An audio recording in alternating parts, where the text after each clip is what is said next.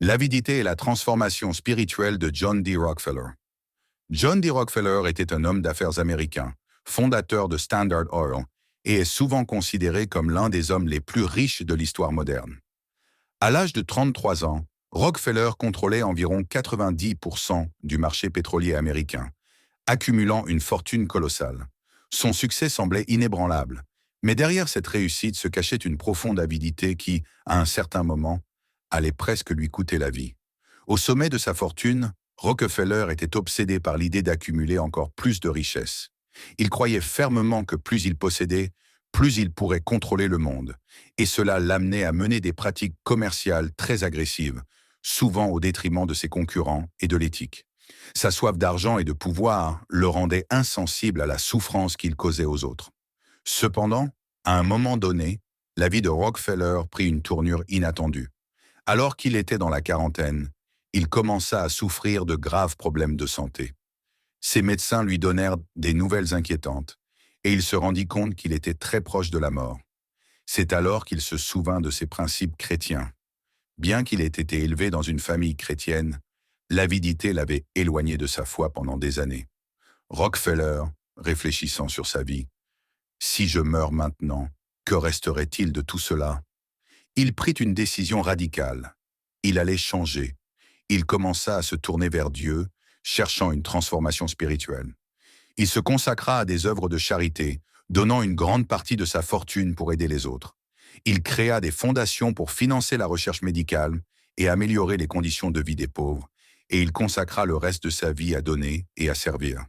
Un exemple frappant de cette transformation fut sa création de la Fondation Rockefeller en 1913, une organisation destinée à soutenir la santé publique, l'éducation et d'autres causes humanitaires. Il finança la recherche contre la tuberculose, la malaria et d'autres maladies, en utilisant sa richesse pour des causes qui auraient un impact durable. Rockefeller, plus tard dans sa vie, « Je me suis rendu compte que l'argent n'était rien sans la paix intérieure et la satisfaction d'avoir servi les autres. » Ironiquement, après avoir changé son approche de la richesse et donné une grande partie de son argent, la santé de Rockefeller s'améliora. Il vécut encore plusieurs décennies après avoir changé sa manière de penser et d'agir. Son histoire montre comment l'avidité peut détruire une personne, mais aussi comment la conversion à une vie de générosité et de service peut non seulement apporter la paix spirituelle, mais aussi une forme de guérison.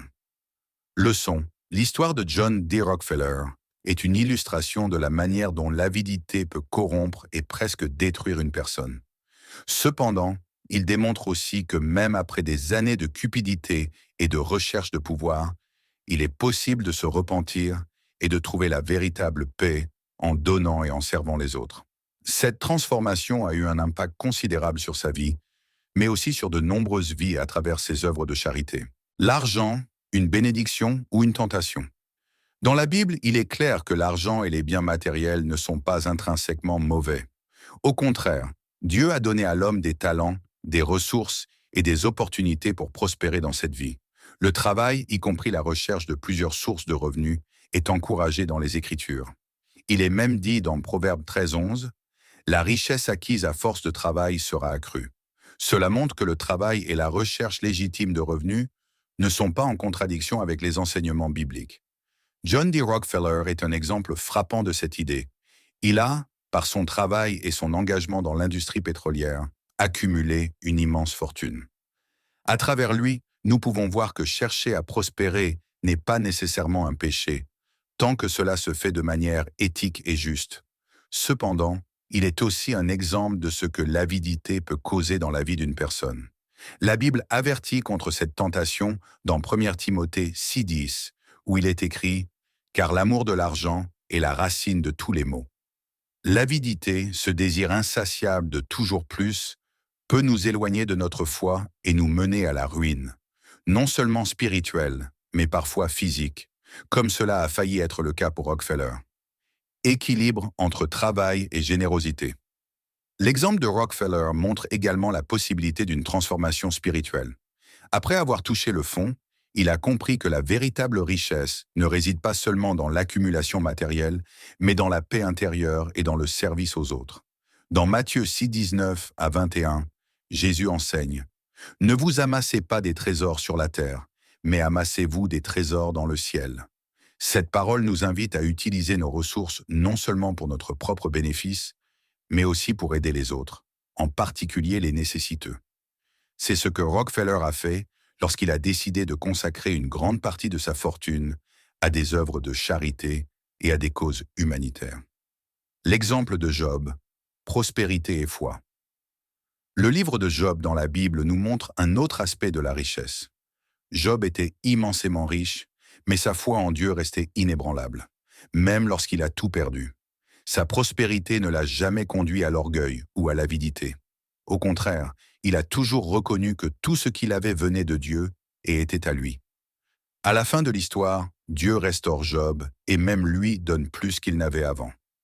Cela nous enseigne que la richesse, dans une perspective chrétienne, doit être perçue comme une bénédiction à gérer avec sagesse, non comme un but en soi. Conclusion. L'argent, un moyen, non une fin. La recherche de plusieurs sources de revenus n'est pas une mauvaise chose, tant que cela ne devient pas une obsession ou un substitut à la paix intérieure et à l'accomplissement spirituel.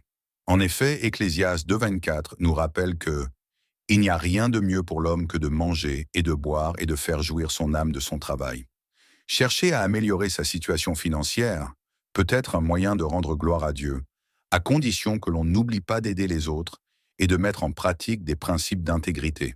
Enfin, comme le disait Rockefeller après sa transformation, l'argent n'était rien sans la paix intérieure et la satisfaction d'avoir servi les autres. Que cette réflexion soit un encouragement pour chercher à prospérer dans le respect des lois divines, tout en se souvenant que la véritable richesse réside dans le service aux autres et la paix que Dieu donne à ceux qui suivent ses voies.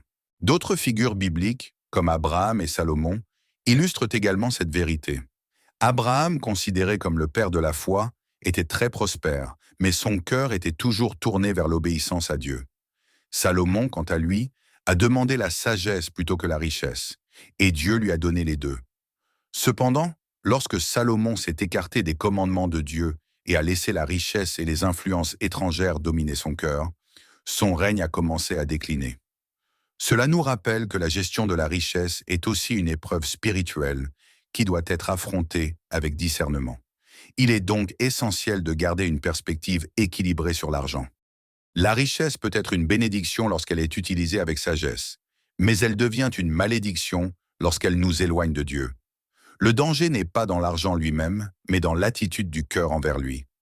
Jésus a averti dans Luc 12,15 « Gardez-vous avec soin de toute avarice, car la vie d'un homme ne dépend pas de ses biens, fût-il dans l'abondance. » De nombreux croyants ont compris que donner est un acte de foi et d'obéissance. La dîme et les offrandes sont des pratiques encouragées dans la Bible pour reconnaître que tout vient de Dieu et pour soutenir son œuvre sur terre. Proverbe 11,25 nous enseigne « L'âme bienfaisante sera rassasiée et celui qui arrose sera lui-même arrosé. » Donner ne signifie pas perdre, mais investir dans des trésors éternels. Ainsi, la prospérité matérielle ne doit pas être une fin en soi, mais un outil pour accomplir des œuvres justes et glorifier Dieu. Que ce soit à travers le soutien aux plus démunis, la création d'opportunités pour les autres, ou encore l'édification de la communauté chrétienne, la richesse trouve son véritable sens lorsqu'elle est mise au service du bien. Ce n'est qu'en gardant nos cœurs attachés à Dieu que nous pouvons véritablement gérer nos ressources avec sagesse et discernement.